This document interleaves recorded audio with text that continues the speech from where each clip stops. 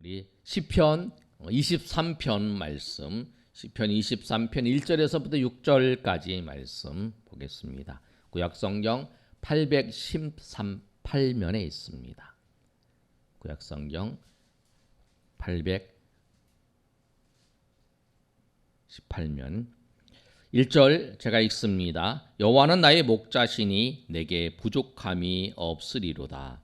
그가 나를 푸른 풀밭에 누이시며 쉴 만한 물가로 인도하시는도다. 내 영혼을 소생시키시고 자기 이름을 위하여 의의 길로 인도하시는도다. 내가 사방에 음침한 골짜기로 다닐지라도 해를 두려워하지 않을 것은 주께서 나와 함께 하심이라. 주의 지팡이와 막대기가 나를 안위하시나이다. 주께서 내 원수의 목전에서 내게 상을 차려주시고 기름을 내 머리에 부으셨으니 내 잔이 넘치나이다. 선하심과 인자하심이 반드시 나를 따르리니 내가 여호와의 집에 영원히 살리로다. 아멘. 시편 23편의 말씀은 우리가 너무 잘 아시는 말씀이에요. 우리 이 여름에 다시 한번 시편 23편 말씀을 통해서 하나님이 나의 목자 되신다라고 하는 사실을 다시 한번 고백하며 주님 앞에 나아가시는 저 여러분 되시길 소망합니다. 오늘 말씀을 보시면 다윗이 고백을 합니다. 다윗이 뭐라고 고백하냐면 여호와는 나의 목자시다. 나의 목자라고 하는 걸 고백해요. 하나님이 우리의 목자세요. 우리 모든 것을 주관하시고 인도하시는 분이세요.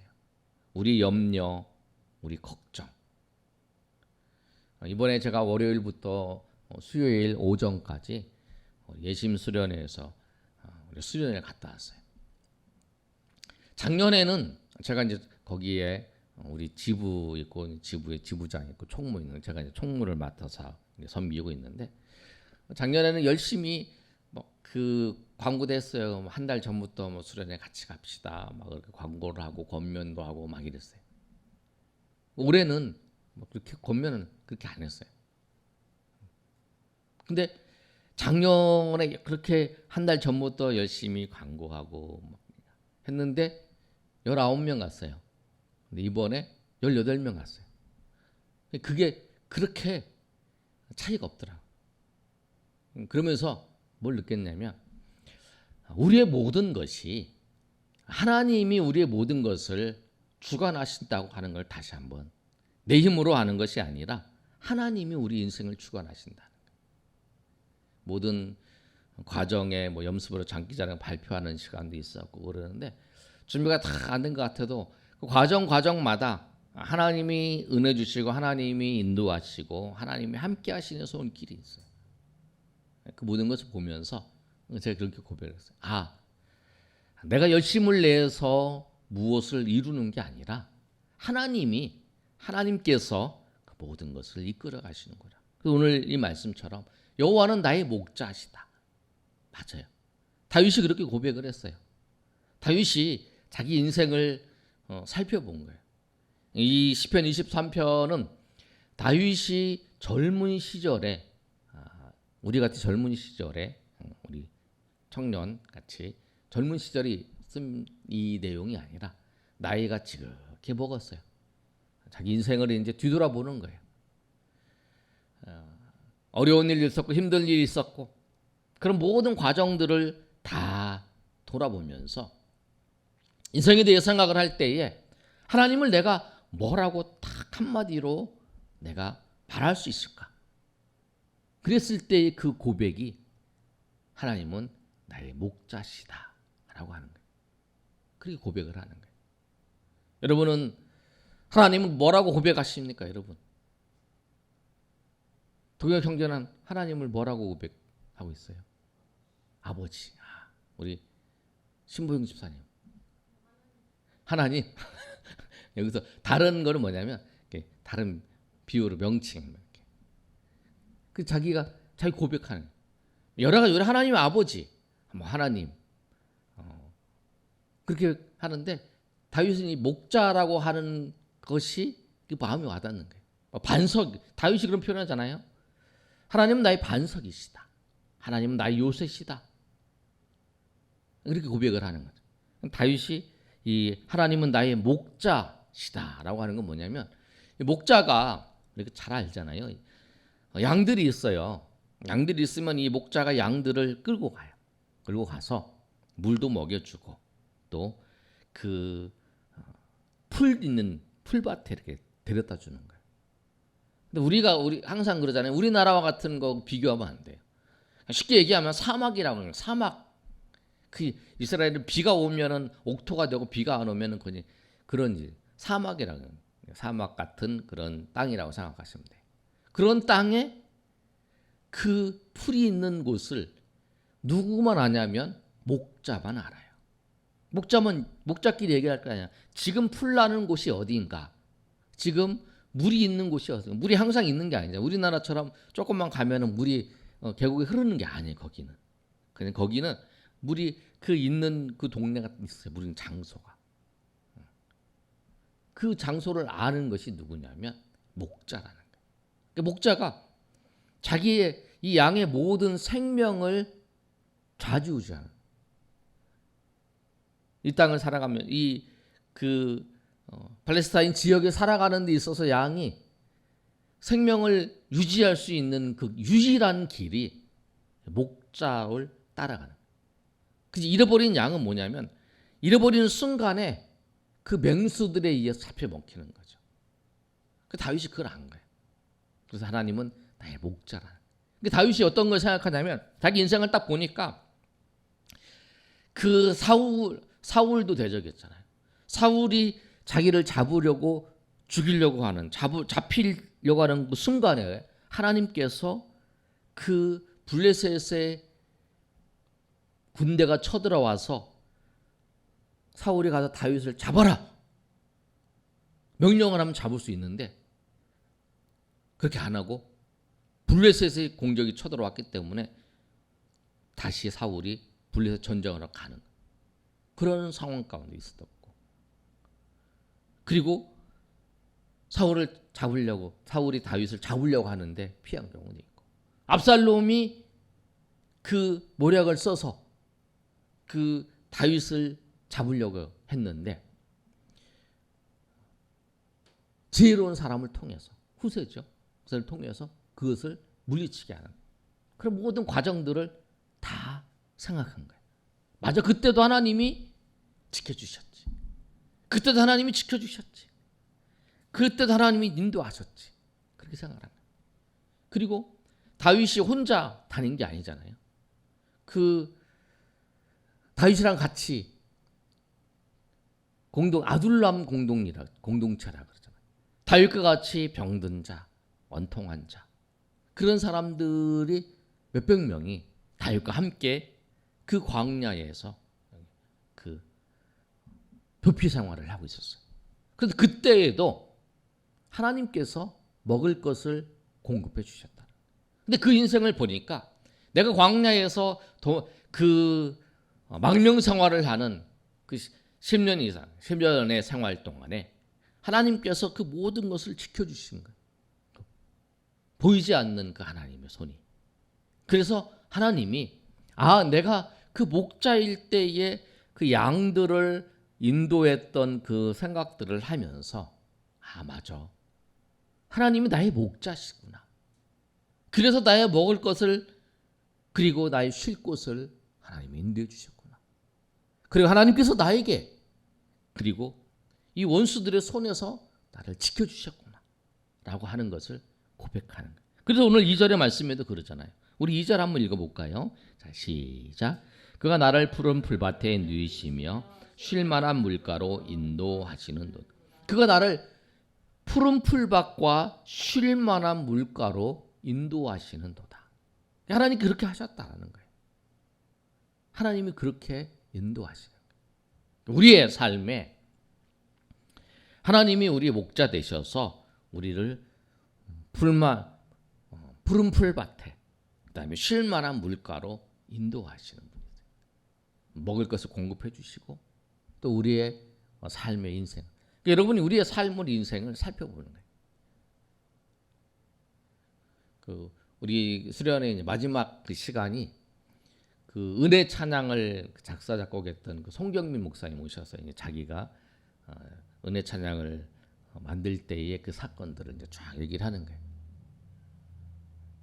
그때 뭐 아내도 아프고 어머니는 무릎 수술하고 자기도 아프고 막 그런 상황 가운데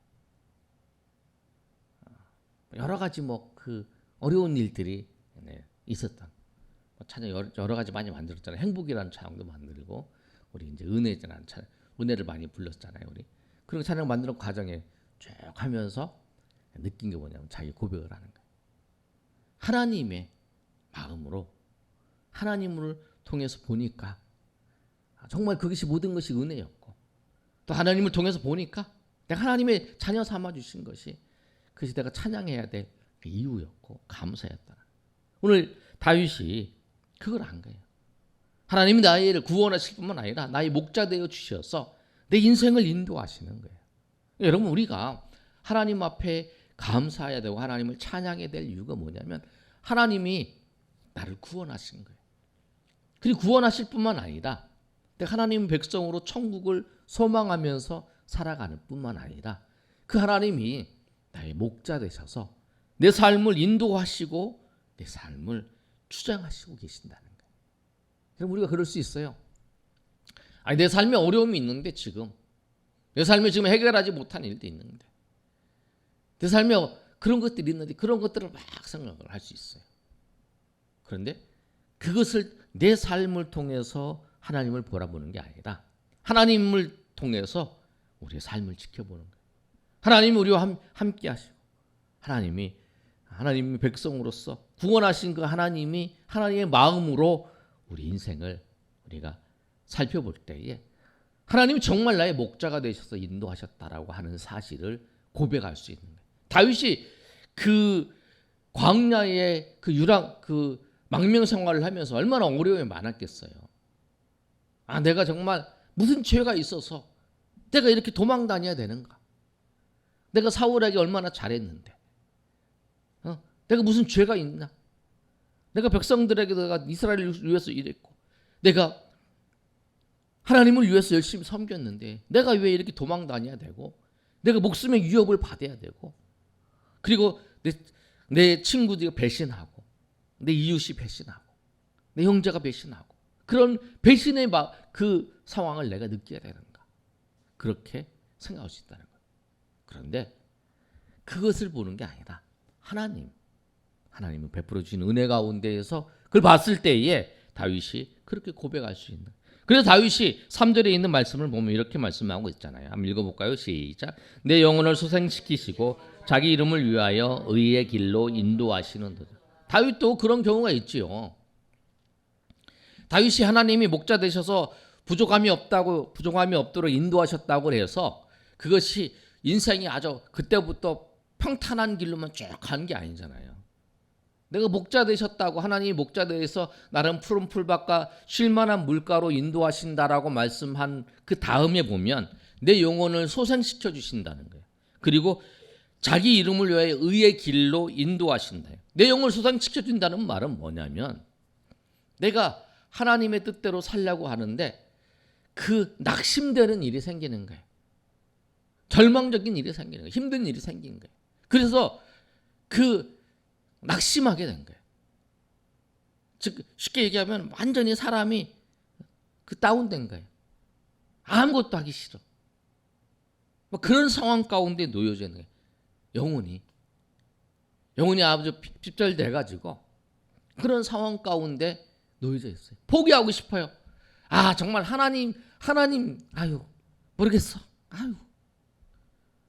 신뢰서 하는 것도 모르겠어. 내가 하나님 믿고 살아가는 게 이렇게 힘들어.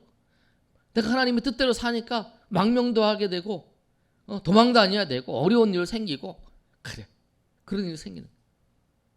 아예 그냥 내가 그렇게 안 했으면 이런 일이 생기지 않는데 하나님 말씀대로 살다 보니까 이런 일이 생겼다. 그래서 포기하고 싶은 그 영혼이 아주 떨어져 그런 낙심되는 그런 상황 가운데 하나님께서 어떻게 하셨냐면 내 영혼을 소생시켜 주셨다라는 거예요.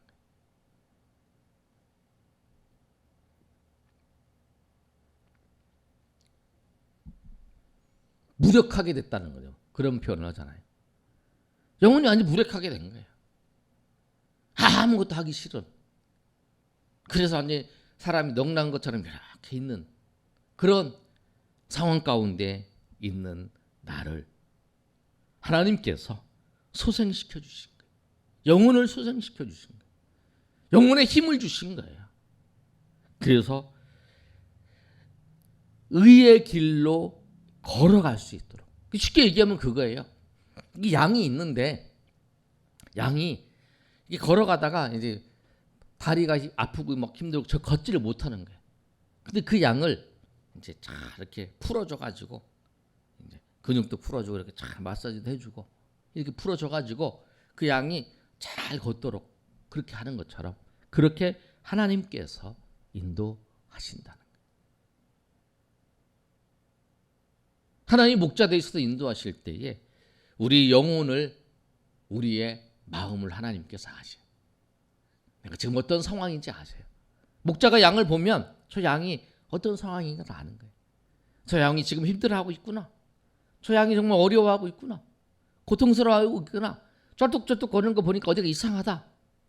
그걸 다 알고 그 양을 잘 보호하는 것처럼 하나님께서 우리 영혼을 그렇게 아시고 인도하시는 거예요. 우리는 잘 모를 수 있어요. 그러나 하나님은 아세요. 왜? 하나님은 우리의 아버지시기 때문에. 우리 아버지시기 때문에 우리에게 은혜를 베풀어 주시고 우리를 인도하시고 우리를 붙잡아 주시고 우리를 함께 하시는. 그래서 다윗이 이 하나님의 은혜를 경험한 다윗이 그 다음에 이 4절의 고백을 하는 거예요. 4절 한번 읽어볼까요? 시작. 내가 사망의 음침한 골짜기로 다닐지라도 해를 두려워하지 않을 것은 주께서 나와 함께 하심이라. 주의 지팡이와 막대기가 나를 안위하실. 아멘. 뭐냐면 사망의 음침한 골짜기를 다녀도 내가 만약에 사망의 음침한 골짜기를 다녀도 우리가 인생을 걸어가는데 그럴 수 있잖아요. 목자가 되셔서 하나님 앞 인도하는데 하나님께서 나를 인도하시고 하나님 나를 붙잡아 주시는데 내가 항상 좋은 길로만 가고 내가 항상 평탄한 길로 가는 게 아니잖아요. 왜? 우리 이 땅에 살아가는 우리의 하나님의 백성들은 죄악된 세상에 살아가고 있잖아요. 그러니까 그 사망의 음침한 골짜기를 지나 사단이 우리를 힘들게 하고 우리를 무너뜨리려고 하는 그런 세계 가운데 마치 천류역정에서 천국에 들어갈 때까지 그 많은 어려움이 있는 것처럼 우리가 하나님의 나라에 들어가는 그 날까지 우리 인생에 사망의 음침한 골짜기를 지나갈 때가 많다는 거예요. 마치 이거 다윗이 그런 거예요. 저기 그 풀이 있는 곳에 가기 위해서는 이 골짜기를 지나가야 돼. 길이 없어요. 다른 길로 가는 길이 없어. 아니 다른 길로 가자니까 너무 멀어. 그래서 이 길로 가야만이 이 양들이 지치지 않고 기진백진해갖고 쓰러져갖고 완전히 넉다운되지 않도록 하기 위해서 이 길밖에 없는 거예요. 이 다른 길로 멀리 돌아가면 이 양들이 다 쓰러질 것 같아. 그러니까 할 수 없이 이 목자가 이 사망의 음침한 골짜기를 지나가잖아요. 그리고 보호하잖아요. 그러면서 그 골짜기를 지나가면서 그걸 보면은 여러분이 그 사진 같은 거 보면 이 골짜기가 이렇게 돌아가는데 그 양 한 마리를 그 앞에 있는 양을 따라서 양들이 줄지어서 쫙 가는 그림을 한번 볼 수 있을 거예요. 그렇게 되는 거죠. 그래서 이제 다윗이 그런 고백을 하는 거예요. 내가 사망의 음침한 골짜기를 다녀도 내가 두려워하지 않는다. 왜? 주께서 함께 하시기 때문에. 목자가 그 사망의 음침한 골짜기 그 절벽을 지나갈 때도 목자가 못 가게 딱 막아주는 것처럼 내가 이 사망의 음침한 골짜기를 다닐지라도 내가 두려워하지 않은 것은 주께서 나와 함께 하심이라는 거예요. 주의 막대기가 지팡이가 탁탁 나를 막아준다는 거예요. 그리고 원수가 있으면 그 원수 그 짐승들을 다 쳐주는 거예요. 막대기로. 그래 내가 두려워하지 않는 거예요. 그러니까 우리가 지난주에 이제 시험에 대해서 얘기했잖아요. 우리가 우리 인생을 살면서 어려운 일이 닥쳐요. 근데 우리 어려운 일이 안 닥치는 사람이 없어요. 다 사람들의 얘기를 깊이 해보면 다 어려움이 있어요. 근데 다 어려움을 다 극복하는 거죠. 다 어려움을 이겨나가는 거예요. 이게 사망의 음침한 골짜기를 다닐지라도 그 사망의 음침한 속에서 주님께서 목자가 되셔서 인도해 주시는 그 하나님이 있기 때문에 두려워하지 않아요. 여러분의 인생에 어려움이 찾아올 수 있어요. 그런데 그 어려움을 우리가 두려워하지 않는 이유는 뭐냐면 나는 두려워요.